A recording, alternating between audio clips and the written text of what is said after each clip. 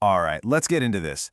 Today we're looking at a short, but wow, a really powerful parable. It's all about that razor-thin line between faith and ego, and what happens when you decide to cross it. This is a story about a miracle, and how it can all vanish in an instant. And it all kicks off with this one single defiant sentence. See, Ravana, the king of Lanka, was gone. The war was over. But there was this one demon, just full of blind loyalty and a whole lot of ego, who absolutely refused to accept it. This is his voice, and this one statement is what sets our whole story in motion. So, let's paint the picture, right? We're in Lanka, but the war's just ended. There's a new king, Vibhishana, on the throne, and pretty much everyone has moved on and accepted him. Everyone except for this one guy, this last rebel who's still clinging to the ghost of the king who lost. And this really shows you the two worlds he's caught between. On one side, you have the old order under Ravana, all about that fierce, don't ask questions kind of loyalty. And on the other side, you've got the new world of Vibhishana, which is all about a new allegiance, about acceptance. Our demon? He's like a living relic, stuck in the past, totally unable to make that jump. Well, you know that kind of defiance wasn't going to fly for long. The new king, Vibhishana, confronts him, and he doesn't yell, he doesn't scream, he just lays down the law. He's not going to execute him, he's going to exile him. He has to leave his home forever. But here's the thing, this sentence, this order to leave, it's pretty much impossible. And his only way out, as it turns out, is going to depend on something really, really simple and totally miraculous. The demon probably just scoffed at the order. I mean, come on, Lanka is an island. You've got this massive, unforgiving ocean on all four sides. Telling him to leave is basically a death sentence. So this is his question, and it's a desperate one. How will I go? He straight up admits, I can't fly, and I don't know how to swim. He is completely and utterly trapped. The king's order is impossible. Or is it? And in response, the king hands him this. Not a boat, not a bridge. He gives him a single leaf. Just a regular leaf with the name of Ram written on it. This, he says, is all you're going to need. This is your way out. I mean, think about that. It's an incredible act of grace for a guy who just defied him to his face.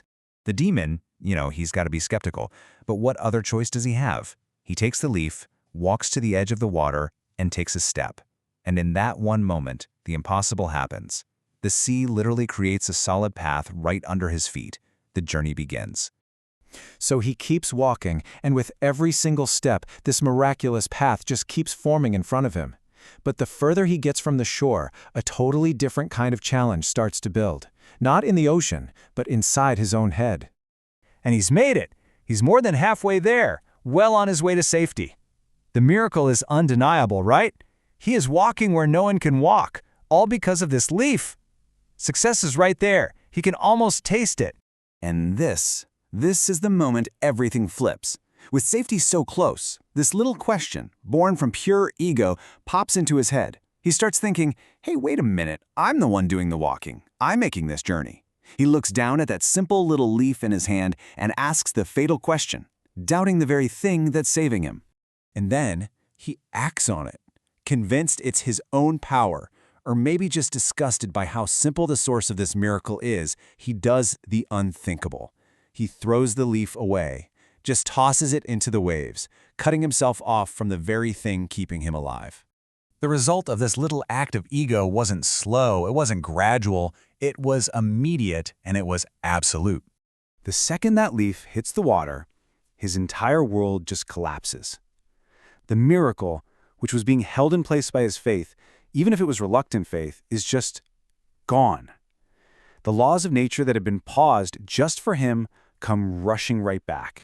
And just like that, boom, the path under his feet vanishes. A huge, terrifying wave swells up from the deep.